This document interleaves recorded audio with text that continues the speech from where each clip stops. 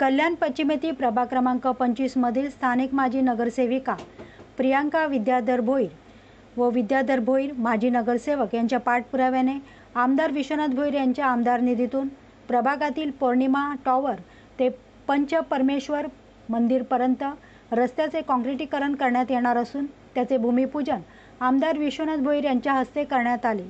त्याचवेळी पंचपरमेश्वर मंदिराच्या सभामंडपाचे बांधकामाचे उद्घाटनही आमदार विश्वनाथ भोईर यांच्या हस्ते पार पडले। त्याप्रसंगी आमदार विश्वनाथ भोईर यांनी प्रभागातील सर्व नागरिकांना आश्वासित केले की आपल्या मतदारसंघातील नागरिकांच्या सर्व समस्या सोडवण्यासाठी आमच्या पक्षातील सर्व नेते आणि कार्यकर्ते सदैव तयार आहेत। कल्याण शहरातील सर्व नागरिकांसाठी विविध विकास प्रकल्प साकारत आहेत। आजवर निधी अभावी कोणतेही विकासाचे काम अडले नाही आणि यापुढेही अडणार नाही। लोकांनी या शहराचा आमदार म्हणून दोनदा निवडून दिले। लोकांच्या विश्वासाला कोणत्याही प्रकारे तडा जाऊ दिला जाणार नाही। येथील रामकृष्णनगर पंचपरमेश्वर मंदिर ते पौर्णिमा टॉवर पर्यंतच्या रस्त्याचं आणि आपल्या सभामंडपाचं उद्घाटन इथं दादांच्या हस्ते झालं। बोलायचं मला एवढ्यासाठी आहे की दादांनी सगळं त्यांच्या बोलण्यामध्ये, त्यांच्या भाषणामध्ये सांगितलं, त्यांच्या मार्गदर्शनामध्ये सांगितलं की खरंच माझ्या प्रभागात आजच्या तारखेला माझं बोट पकडायचं, माझ्याबरोबर फिरायचं, असा एकही रस्ता दाखवायचा की तिथे खड्डा पडलेला आहे। काही जवळजवळ 99.9% काम झालेलं आहे, 1% काम उरलेलं आहे, फक्त ते काम चालू आहे। बाकी माझ्या प्रभागातील दादाच्या आशीर्वादाने, दादाच्या विकास निधीतून माझ्या प्रभागातील सर्वच्या सर्व रस्ते कॉन्क्रीट झालेले आहेत असं मी अभिमानाने सांगतो। आणि दादाच्या आशीर्वादाने इथे मला बोलण्याची तुम्ही संधी दिली। धन्यवाद। जय हिंद, जय महाराष्ट्र। आज प्रभाग क्रमांक 25 रामदासवाडी येथे हा भव्य सभा मंडप आणि त्याच्या समोरील पूर्ण हा रस्ता, त्याचं काँक्रिटीकरण, अशा दोन्ही काम, हे काम तर आधी झालेलं होतं, त्याचं लोकार्पण आणि रस्त्याचा शुभारंभ। 5 वर्षामध्ये निधी वाटप करताना असं कुठलाही वार्ड विद्याभाऊ राहिलेला नाही किंवा प्रभाग राहिलेला नाही जिथे आपण 1.5, 2, 2.5 करोड रुपये निधी दिला। काही वार्डामध्ये तर 6-7 करोड रुपये पण निधी दिलेला आहे। त्यामुळे ज्या वार्डात समस्या आहे, जिथं गरज आहे तिथं निधी, हे माझं तंत्र आहे।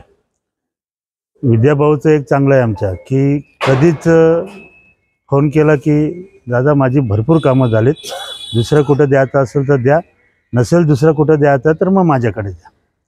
एवढ्या संतुष्टपणा करण्यापर्यंत आपण त्यांच्या साथीने काम करत असतो।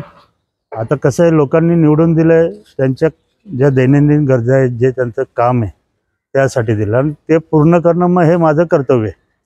त्यामुळे आमचा दुवा असतो, आमचा तिथला नगरसेवक, तिथला शाखा प्रमुख असेल, विभाग प्रमुख असेल, जे पण आमचे पदाधिकारी असतील, हे पब्लिक आणि आमच्यामध्ये दुवा असतात।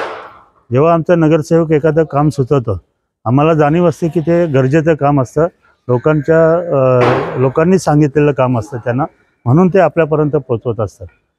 मागे मुख्यमंत्री माननीय एकनाथजी शिंदे साहेब असल्यामुळे आपल्याला भरघोस निधी भेटला आणि तो पूर्ण निधी आपण कल्याणच्या 138 प्रभागामध्ये व्यवस्थितपणे वितरित करून, अनेक ठिकाणी तर अशी कंडिशन आहे की आता कामं कुठली सुचवायची हा तिथल्या नगरसेवकाला प्रश्न पडतो। मला वाटतं विद्याभाऊला पण कधी कधी तो प्रश्न पडतो।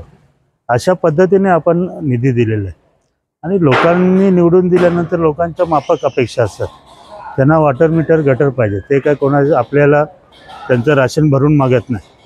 मग ते आमदार झाला, नगरसेवक झाला, खासदार झाला, जर त्याला एवढं पण जर करता आलं नाही पब्लिकसाठी, तर मग ते त्याचं जे पद त्याला लोकांनी दिलेलं आहे ते फेल आहे।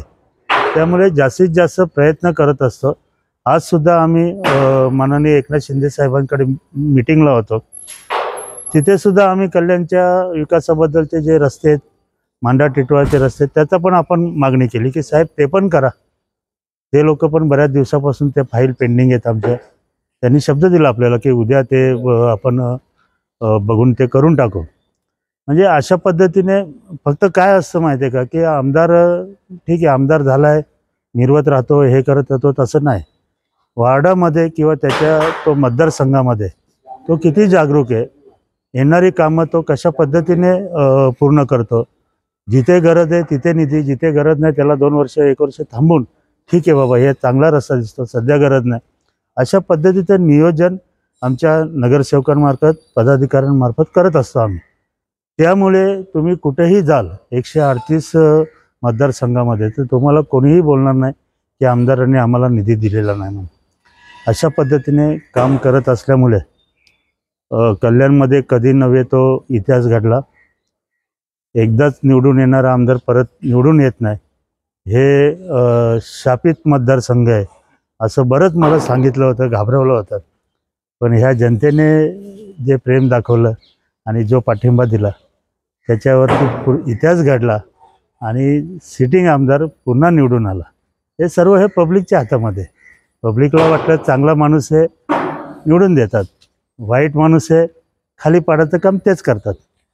पण मला एकदा पुन्हा संधी दिली, याचा अर्थ कुठेतरी मी घेतलेली मेहनत, माझ्या कामाची पुण्याई, माझे पदाधिकारी, आमचे सर्व कार्यकर्ते आणि कल्याणची पब्लिक जी आता सुज्ञ झालेले. ठीक आहे, काही लोक हे करतात, पैसे द्या, हे करा, मत घ्या वगैरे, पण हा टक्का फार कमी आहे. 5-10% लोक असे असतात. परंतु ह्या वेळेला जो 42,000चा आकडा आपल्याला भेटलेला आहे शिवसेनेला, तो ही पब्लिक जागृत झाल्यामुळे भेटलेला आहे. कुठेतरी त्यांना वाटलं की हा माणूस आपलं काम करू शकतो, ह्या माणसाकडनं आपण काम करून घेऊ शकतो, हा विश्वास आहे. आणि मग त्या विश्वासाला तडा जाऊ न देणं हे आमचं कर्तव्य आहे. त्या भावनेतून आज आपण ही दोन्ही कामं आमच्या नगरसेवकांनी सांगितल्याप्रमाणे ही आपण कामं इथं केलेली आहेत.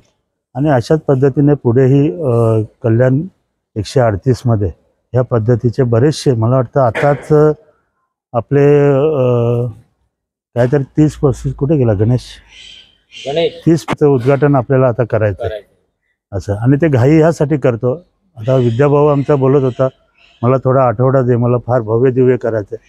मी बोलू तुझ्या लोकांना ज्यांना गरज आहे त्यांना समजलं की आमच्यासाठी काम केलं तरी पुष्कळ आहे, नको पूर्ण सिटीला माहिती आहे. कारण प्रत्येक सिटीमध्ये, प्रत्येक वार्डामध्ये आपलं काम आहे. त्यामुळे ते आज उद्घाटनाचा इथे शुभारंभ पार पडलेला आहे असं मी जाहीर करतो. धन्यवाद. जय हिंद, जय महाराष्ट्र.